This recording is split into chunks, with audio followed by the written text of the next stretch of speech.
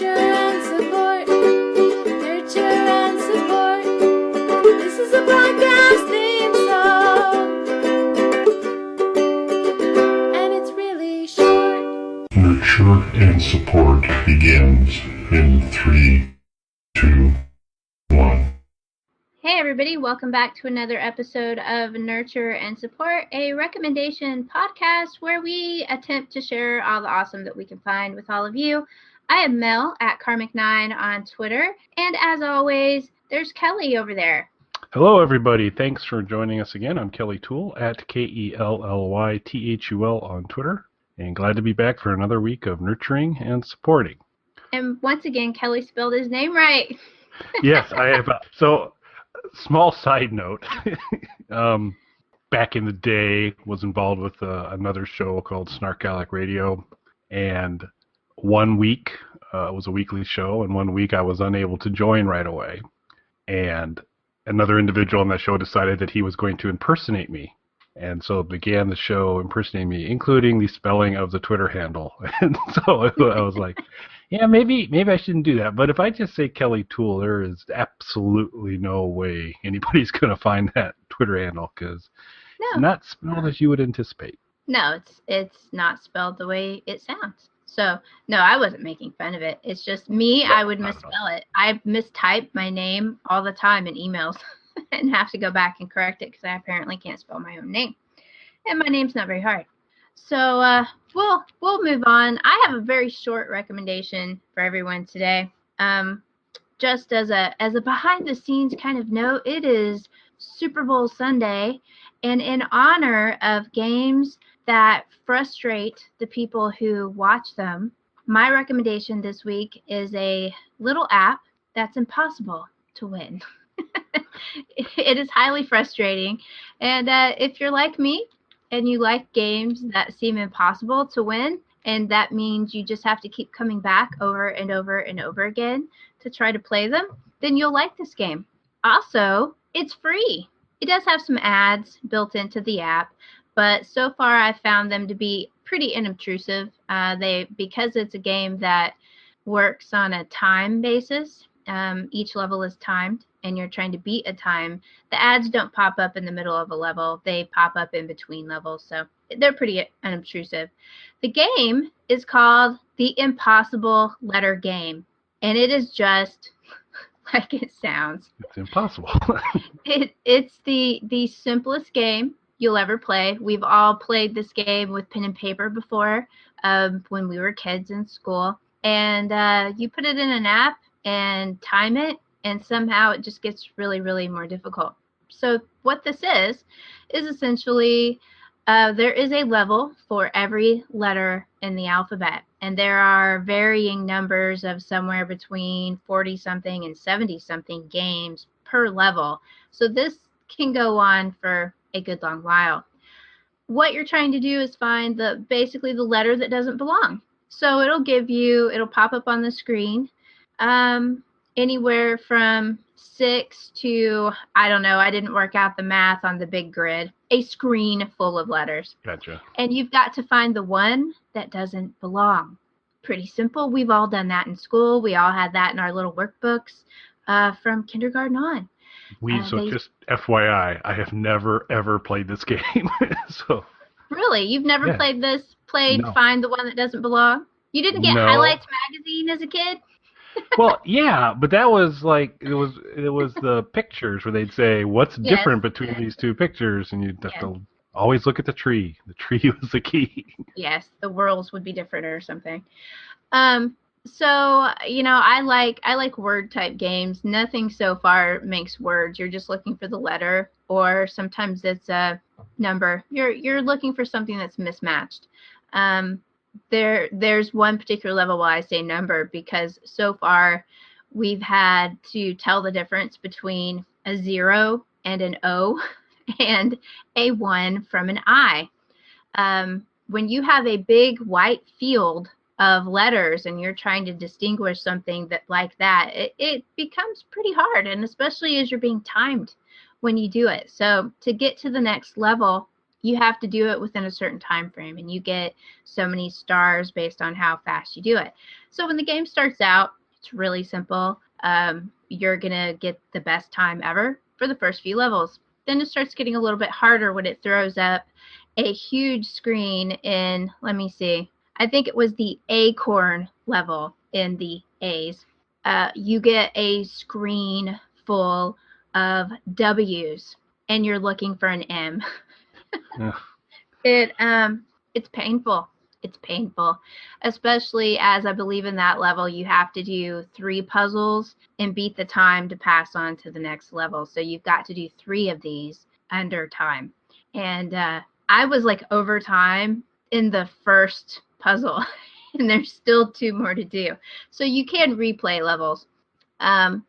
And once you figure out what the odd man out is that you're looking for on a particular level, it doesn't like give you a whole new puzzle. So you do have that going for you. They're not always going to be in the same place, but you know, when you fail the acorn level, you can go back and play it again, and you will still be looking for an M amidst all the W's, but they'll be in different places. So it's amazing and frustrating. And the same thing, the pride that you feel when you beat that lowest time is just amazing, but it gets harder. So I thought Acorn was pretty hard. So you mentioned it goes, so you go like through the alphabet once, and then the next level, or you basically got to go through 40 levels of A before you get to B. Yes, you've got like, I think in each A, B, C, D, each big level like that has its own little name. And then within each alphabet letter, so in the A's, there are 40, I want to say 46. I didn't write them down. I think there are 46 A levels to go through. And we're talking some of these puzzles take, the best time is under a second or under 3 seconds, something like that. So you can get through these pretty fast until you hit Acorn, which is pretty big. So you may have to play it a couple of times, but you'll get through it. And as you progress through the game, you unlock other play modes. This is the campaign mode where you're moving through the entire alphabet. You can go back, and there are some different methods of playing that you have to unlock through playing campaign. One of which would be Turbulence, which is absolutely evil. And that's as far as I've gotten. I am in the B's. Okay. Of the entire alphabet. And what's got me stuck right now is I unlocked Turbulence. What Turbulence is imagine that field of W's with an M in it, and then they start moving. Trying to find that one little M. Or in my case, the level that I am on, I believe, is called Balance. And I think I am looking for, let me see if I wrote it down. That's right. I'm looking for an X in a field of K's. This is much harder than it sounds, especially when the K's start jiggling and moving around and spinning in place. And in these kind of games, you know, kind of the trick to them is you relax your eyes. It's an eye exercise game. You relax your eyes trying to see, you know, that one thing that's going to pop out at you that doesn't belong, kind of like hidden picture type games. Well, when all the K's start spinning around and jiggling back and forth, and they're moving, they're catching your eye, and you can't find the X. I have played this level for 2 days now, and I have not beaten all, I think there's 3 puzzles in this game, and I haven't gotten through all 3 in time. So I like to make sure, if you do complete a level, you can move on. There are hints. There are things where you can skip. I like to torture myself, so I really need to beat this game at least under one of the levels, the time requirements, to feel as if I have earned the right to move on. So you do have hints. The hints, which are one of the things that you can buy in the game. One of the only things you have to buy. If you want to get hints, you can buy them. You get 3 free when the game starts. What a hint does is it removes half the letters from the board. And that sounds like, oh, that would be really easy. I tried that. I tried Still that. no And go. I still couldn't find the X. So anyway, it is exactly what it sounds like, the impossible letter game. So if you like to torture yourself with very simplistic games, brain teasers. This is most definitely one of those brain games that's supposed to wake you up. And I guess the fact that I'm doing so horribly at it means I really need to play this game more. So it's the Impossible Letter Game by Gamma Lateral, are the makers of it. It is available on iOS, Android, and Windows Phone, y'all. So there's no excuse not to play it. I've seen up online where there are some screenshots of the actual game, of the boards that you're playing, to give you an example of what it is. But really, it's just this big field of letters, and you're trying to find the one that doesn't belong when they all look quite a lot alike, like Q's and P's. Now, I can't tell you one of them. I did really good on the B and A's. Okay. Oh, really? I did really good on that level. Yeah. No, it wasn't really that hard. Huh. I did that one way under time. I was very proud of myself, but for some reason, X's and K's, I just can't tell. So I will be working on the balance level for quite a while. But Turbulence is evil. And there are many, many, many other things that they throw in after Turbulence. I just haven't gotten to them yet. So I thought I would tell everyone about it so they could share in my pain. This game's been out for a while, so I had downloaded it at some point and had never played it on my phone and was wondering what it was. So I opened it up the other day and was like, oh, well, here's Mel's new obsession, trying to find the letter that doesn't belong. So give it a try if you like to torture yourself with letters and numbers that jiggle around. Well, I definitely will now that I can use my phone again, thanks to Mel. As we were getting ready to go on the show, my phone just totally kind of crapped out, and she stepped me through the highly sophisticated hard reboot process for an Android phone. So that was pretty cool. So thanks for that. So what is the difference between a 0 and an O? Are the O's fatter? Is that yes. the... Okay. The O is rounder, and the zeros are, skinnier. Skinnier. Okay. Yeah, they weren't kind enough to give you the 0 where you put the line through it, like I was taught to do. So you could make sure it was a 0 and not an O. They weren't nice enough to do that. Now, if they ever do put that line through it and then want me to distinguish between that and an 8 on the board, then we might have a problem. We'll see. I would not put it past them because I'm very early in this game, and I guess I feel towards this game kind of like some people feel with Candy Crush. I never got into Candy Crush, but this one, I'm like, it's evil. It's Excellent. Just evil. Well, I'm definitely going to download it now that I can. Thank you, and we'll play it. It's interesting because one of my recommendations I was going to come forward with today, and I kind of went with something else instead, would have been something of similar ilk.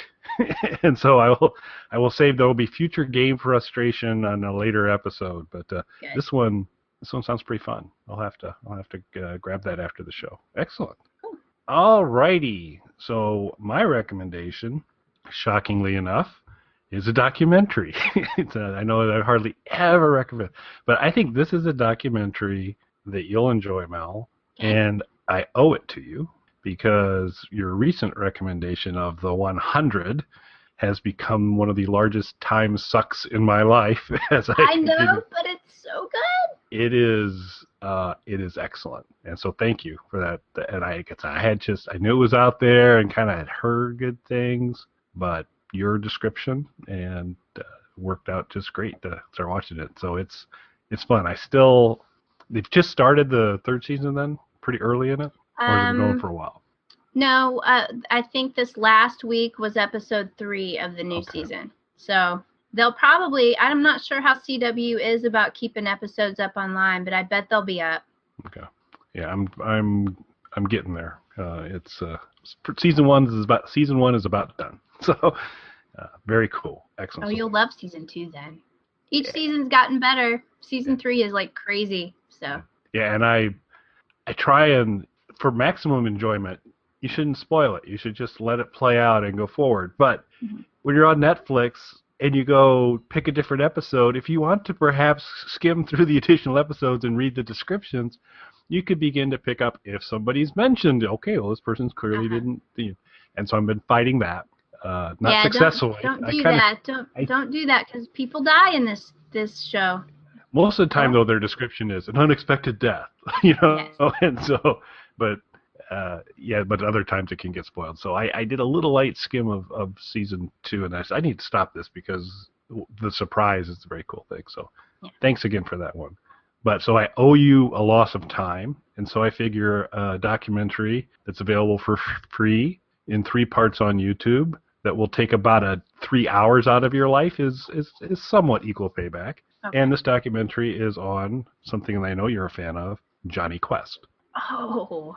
So this is really cool. It's some guy put it together. It's not anything that was done through like traditional documentary making mechanisms. It's somebody put it together, is passionate about it. As a technician in putting a documentary together, he could probably get better. There's a few things. The intro, just bear with it because you don't get off on the right foot, because the process as it starts to begin with, you're like, oh my God, it's taken like a solid 3 or 4 minutes before we get to anything meaty. But once it actually starts, it moves at a nice pace. Okay. Someone needs to visit with him about his choice of fonts, because a lot of times they're very helpful pieces of additional information that come up on the screen, but they're done in a narrow cursive font and a fairly small point size, and you're like, I'm not really sure what that says. Even you can stop it and go look. So, but outside of those small flaws, this is chocked full of information, and it's really pretty fascinating.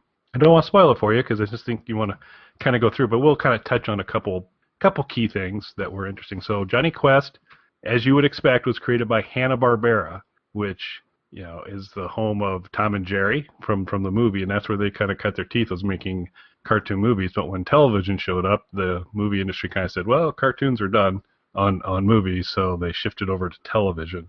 That was a problem because it costs a lot of money to do animation. And a 7-minute segment of Tom and Jerry would take like 14,000 cells to do 7 minutes of animation. So, and if you're doing it on TV, you need to do it in a week. You got to kind of tighten things up. So they came up with this idea called planned animation, and you see this throughout all the Hanna-Barbera stuff, where it's like, well, we'll keep most of the character's body still, and we'll only animate what needs to animate. If they're talking, just their heads are going to be animated. And of course, you know well from the Flintstones, if they're walking through a room, you pass the same couch 4 or 5 times. Right. They reuse the backgrounds and all that. So they do a lot of things to really boil down the animation to the point where that 14,000 for Tom and Jerry becomes 2,000 for a planned animation kind of structure.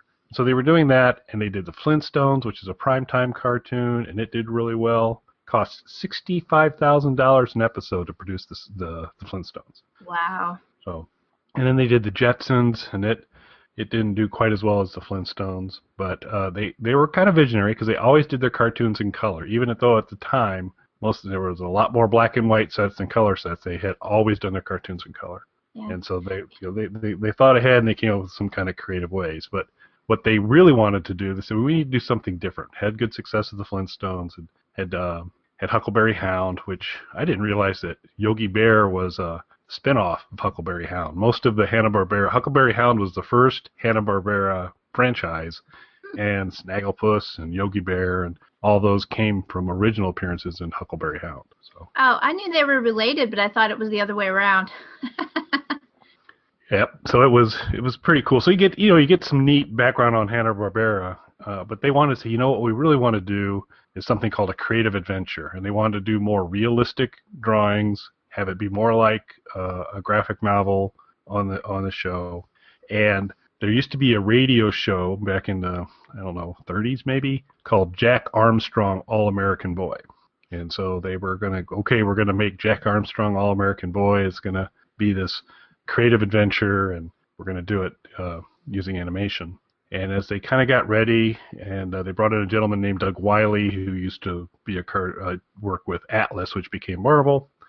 He came up with some ideas, and they eventually said, you know what? We're still going to do this, but instead of we're going to start fresh, new characters, new concept. Doug come up with the idea, and so he came up with Jonny Quest, or originally what was going to be titled The Adventures of Chip Ballou. That's right, Jonny Quest was going to be Chip Ballou. I just don't think that would have worked quite as well.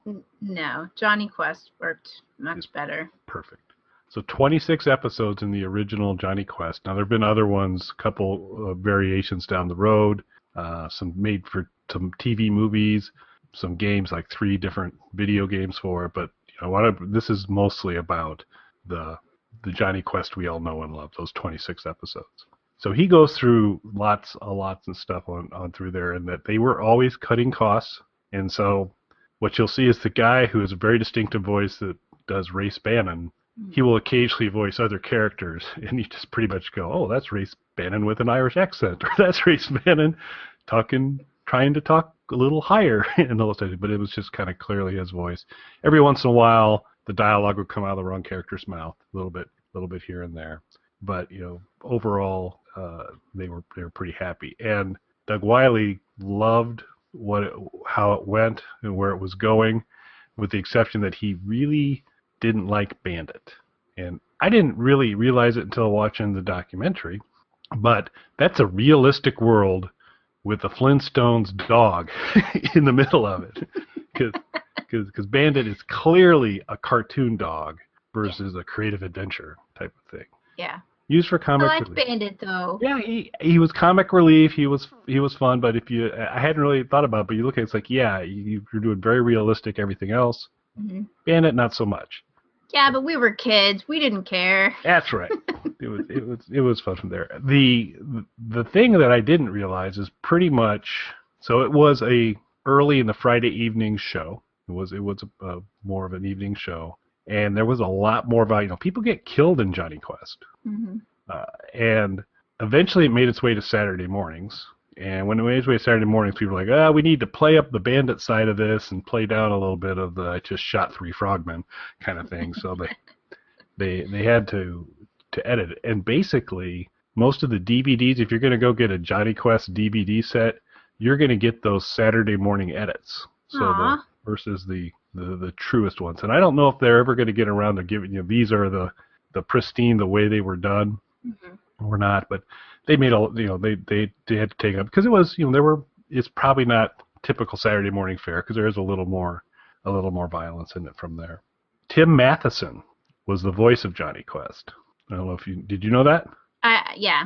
I did not. So that was kind of a cool thing to see. And originally, I forgot to mention on the Bandit thing, Doug Wily wanted either a white cheetah or a monkey as Jonny Quest's animal partner, but Bandit worked out awesome from there. So it's really good. Like I said, there's a little bit on the mechanics of putting something together. Every once in a while, it's like, I kind of wish you would have made that text, because they talk. The only thing that had been done kind of in the realistic mode prior to Jonny Quest was that treasure clutch cargo, where they draw the cartoon characters and they would superimpose actual actors' mouths over their faces. It was the creepiest looking thing. Have you ever? No, I'm unaware of this one. You absolutely, and we should include in the blog post a little clutch cargo clip, because these are truly frightening because it's kind of a realistic cartoon, but as they have dialogue to save on animation costs, they just superimpose somebody's mouth talking, okay, clutch, it's like really kind of creepy. So, okay. So we should throw ones in just to creep people out, but it's good. He threw in some things around that, about Clutch Cargo as being one of kind of the predecessors to this and all that. Like I said, you could have tightened it up a little bit, but by and large, once he gets rolling after that ridiculously long introduction, it just moves right along, and it's really fun, and you learn a bunch of stuff. And the guy seems very knowledgeable, has done his homework, and it's just fun. So I owe you multiple hours of lost time. This is 3 parts. Basically, if you do a YouTube search on Jonny Quest documentary, when you find one that says part 1 of 3, 2 of 3, and 3 of 3, you found it. Okay. And just go ahead and take it out from there. That's cool. I have to say, I liked Jonny Quest, the character Jonny Quest, but I really liked Race. I always wondered, man, he's supposed to be hot and he has white hair. Why does this guy have all this white hair? The things you wonder about when you're a kid. But yeah, I liked Bandit. I liked Haji too. It was fun. I mean, it was a good, and in the creation you had people that were good storytellers. They knew relationships were important, and it was that nice combination. You got tech gadgets and all those types of things. Mm-hmm. And when they made the original pitch for this whole Jack Armstrong thing, the artist put together a demo clip of this is what Jack Armstrong All American Boy will look like. And they go, yeah, we love it, but let's do this Jonny Quest thing instead. But they use parts of that demo clip on the very end of each Jonny Quest where they're kind of flying in the hover ship, and there's the guys throwing spears at them, and they go on the plane and take off. That was actually demo footage for Jack Armstrong, All American Boy. And they said, oh, that's pretty cool. So they kind of just tacked that on at the end, which is why we never saw it in that actual scene in a Jonny Quest storyline. Yeah. I like the name Jonny Quest just so much better than all these other things. Chip Ballou. Yeah. No, I don't. That wasn't going to go. No, not at all. And I have, while I truly enjoyed that original series, I barely checked into any of the other ones. Beyond the pretty awesome quasi sort of appearance of Jonny Quest in Venture Brothers, because it's a little unclear, but it appears that the kind of so-so scientist and a pretty much quack scientist is actually maybe Quentin Quest is his father, and Johnny is now this kind of, with all the stress that life introduced to him, he's become this kind of like meth addict called Action Johnny, and he's just always kind of spazzy in those types of things. You can see that. I think Race makes an appearance. They call him Red. I don't know why, but His they're red in there shirt, a little bit. Probably. He only ever wore a red shirt, I think. I think so. Except the one episode where he dyed himself purple to act as the god, and those are all good. So so get your Jonny Quest. If you haven't watched it, you absolutely need to watch that. Check this documentary out. It's very cool to kind of hear the storyline, get a little backstory on Hanna-Barbera, and it was really fun and enjoyable. Yeah, Hanna-Barbera played a huge role in my childhood. I loved Hanna-Barbera, but yeah, I think, aren't they trying to do a Jonny Quest movie? I think so. I think a live action Jonny Quest movie, I think. Yeah, that'll be interesting. Because I'm not sure the kids these days know anything about Jonny Quest. I do not think they'll have a frame of reference at all. No. I mean, it could be okay. I have no idea how they cast that thing. That'll be interesting. Yeah. Who is Race Cannon? Yeah, I saw something come up the other day about it. They were talking about Hanna-Barbera, and they brought that up, and I didn't read much about it. We'll have to look into it so we can keep everybody apprised of the Jonny Quest movie reboot. So cool. Love Jonny Quest. So much fun. Yeah. Way better than Flintstones. Flintstones was probably my least favorite cartoon ever. I way preferred the Jetsons. I was not much of a fan of either, but I'd say if had to pick between the two, I'd pick the Jetsons over the Flintstones. But yeah, I did not like the Flintstones at all. I remember as a kid the Flintstones was sexist. So forget that. Fred was awful. Who would want to be married to Fred Flintstone? Please. There is like zero redeeming qualities to Fred that I can think of. And Barney, I mean, is not much better. Not much better. Just dumb. So, but yeah, it no, never was a fan, and the kind of set pieces for all the humor that was always like, oh, the garbage disposal is going to say something now, or this. It's like, once you kind of go to that well 6 or 7 times, that's possibly enough. And honestly, they threw me when the little space Martian guy, I can't remember his name, Marvin showed up. the Martian. No, Gizmo. Something. I don't remember his name, but I didn't understand. I didn't get it. It made no sense to me as a kid, and it totally threw me out of the world. Yeah, the kids today, they'd like a Martian. So yeah, I didn't get it. It was strange. Yeah. Alrighty. Social media for this week. Long overdue, and this is a friend of ours from the Bad Science Fiction movie days, and when Sci-Fi used to give us good opportunities to watch that on a regular basis. She's super nice. Her name's Myrna, and it's at LEMYRN on Twitter. She watches a bunch of the stuff that we talk about on a pretty regular basis. Tweets actively through most of the shows. She's, like I said, very nice and funny. There are times when technology challenges Myrna, and maybe if you follow her, you can give her help, because she will ask for help when technology challenges her. Yes. But she's just awesome, and we had never, not that I recall, made a recommendation for Myrna. So it's like, hey, there you go. We'll get her out. Yeah, today. that's a huge oversight, because Myrna watches Teen Wolf with me. There you go. No one else watches Teen Wolf with me. So really, Kelly, since you now believe me about the 100, which Myrna also watches, you need to start watching Teen Wolf. I don't know about that. I don't know. Let me get through 100 first. The shirtlessness this season in Teen Wolf has reached all new heights, let me tell you.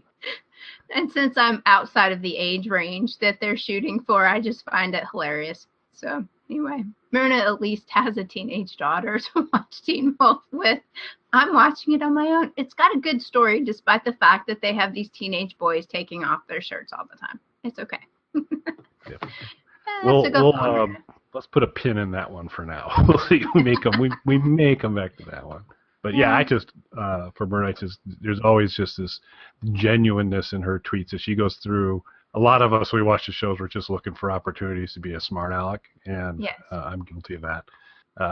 Myrna, you actually hear what's going through her head. If she was really happy about something that happened, or not so happy, surprised, she lets you know. It's pretty cool. Yeah. So yeah, I'd seen some of the exchanges on Teen Wolf, and probably the 100 between the two of you. So I maybe will be able to join you guys on 100 here in an episode or two, but depends how my binge viewing goes. Yeah, I still have to catch up on last week's. So it comes on at the same time as something else that I DVR too. So I have to be careful that my DVR catches everything if I don't get to watch it live. So anyway, we'll be back with next week with more The 100. Absolutely.